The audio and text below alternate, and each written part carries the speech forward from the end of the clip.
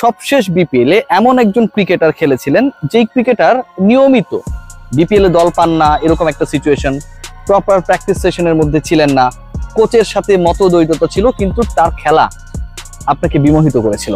একজন ক্রিকেটার 9টা ম্যাচের মতো সুযোগ পেয়েছিলেন, ছক্কা মেরেছিলেন 20-এর কাছাকাছি, এবং তাকে সুযোগ দেয়া নিয়ে যারা শুরুর দিকটায় দ্বিধাদ্বন্দ্বে ভুগেছিলেন, একটা পর্যায়ে এসে দে গট আন্ডারস্ট্যান্ড যে তাকে রাখাটা উচিত ছিল শুরু থেকেই। এমন একজন ক্রিকেটার রয়েছেন যাকে নিয়ে বাংলাদেশ ক্রিকেট বোর্ড খুব বেশি আলোচনা করতে চায় না, আগ্রহী না। বাংলাদেশের রিপোর্টিং এর সাথে যারা জড়িত, স্পোর্টস রিপোর্টিং এ যারা কাজ করে, তারাও খুব বেশি ডিসকাস করে না। এত কথা না বলে আমি সাব্বিরের কথা বলতে চাই। সাব্বির রহমান অমীয় প্রতিভাধর একজন ক্রিকেটার, অসাধারণ হিটার অফ দ্য বলস। এখন আমরা শামীম পাটোয়ারিকে দেখি, জাকের আলী অনিককে দেখি, তানজিদ হাসান তামিমকে দেখি, পারভেজ হোসেন ইমনকে দেখি, এবং আমরা মিডল অর্ডারে বাংলাদেশের প্রপার ব্যাটারের শূন্যতাও দেখি। সাব্বিরকে নিয়ে তারপরও কেন আমরা কেউ ভাবতে চাই না? আপনারা অবাক হবেন যে বাংলাদেশ ক্রিকেট বোর্ডের কোনো প্রোগ্রামসের মধ্যে সাব্বির রহমান এই মুহূর্তে নেই। কদিন আগে যখন ফোনে কথা বললাম, আমি তাকে কল দিয়েছিলাম, সাব্বির যখন ফোনটা ধরলো, ধরার পর তার অভিব্যক্তি বা কথা বলার ধরনটা অন্য কেউ হলে আমি শিওর সে ধরতো না। সাব্বিরকে ইন্টারভিউ নিয়েও কেউ জিজ্ঞেস করতে পারেন যে ঘুম ভাঙা ভাঙা আদো আদো ঘুম, এই দুপুরবেলা এরকম টাইপ একটা সময়ে। আমি সাব্বির তুমি কোথায়? সাব্বির বললো, ভাই আমি দেশের বাইরে ক্রিকেট খেলার জন্য আসছি। কোন একটা দেশে গিয়ে হয়তো মাইনর ক্রিকেট, মাইনর কাউন্টি বা লিগস গুলোতে খেলার চেষ্টা করছেন। বাংলাদেশের একজন ক্রিকেটার গত বিপিএল এ 18টা ছক্কা মেরেছেন।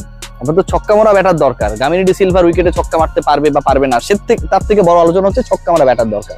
আপনার এমন একজন দরকার যে হচ্ছে টি20তে আপনার দলকে যে কোনো সিচুয়েশন থেকে মোমেন্টামকে চেঞ্জ করে দেওয়ার ক্ষমতা রাখে। এমন একজন ক্রিকেটার দরকার যাকে আপনি যে কোনো পজিশনে ব্যাটিং করাতে পারবেন।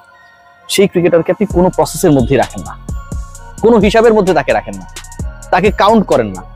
আমরা যখন মিডিয়ায় কথা বলি তখন বলেন যে হ্যাঁ, সে তো আমাদের চিন্তা ভাবনার মধ্যে আছে। এই যে বাকবাকুম পায়রা মাথায় দিয়ে টায়রা টাইপের কথাবার্তাগুলো ক্রিকেট বোর্ডের ডাইরেক্টররা বলে, সেই আলোচনায় গেলে সেই কথাটাই বলবে, লাইক সাকিব আল হাসান ইস্যুতে যেভাবে তারা বিভিন্ন সময় বিভিন্ন বুজুং ভাজুং বুঝ আমাদেরকে দেয়।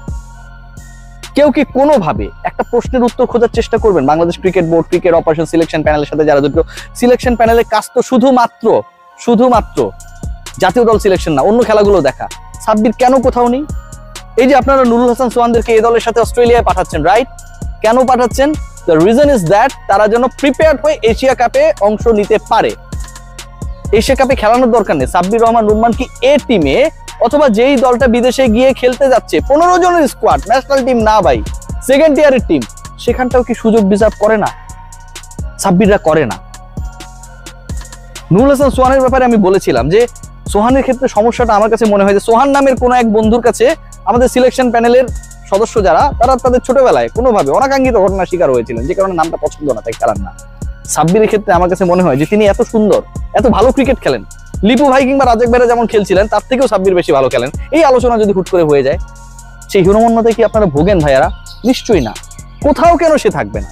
কোথাও কোনো প্রোগ্রামসের মধ্যে কেন থাকবে না?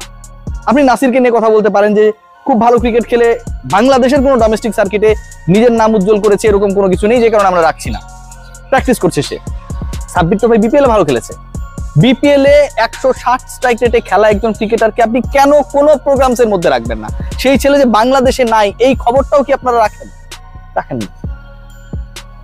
কষ্ট হয়, দুঃখ হয় জানেন, যে আমরা অনেক ক্রিকেটার, অনেক প্রতিভা খুঁজি, আমরা মিডল অর্ডারের ভ্যাকেন্সির জায়গায় তাওহিদ হৃদয় খারাপ করলে তাকে কাকে খেলাবো, মেহেদী হাসান মিরাজকে খেলা যায় কিনা, খেলানো যায় কিনা, খেলালে সে একটা ওই মানে ভালো স্মার্ট স্ট্রাইক রেটে ব্যাট করতে পারবে কিনা, যদি না পারে সেটা নিয়ে আমরা কি গালি দিব নাকি তালি দিব, কত আলোচনা না?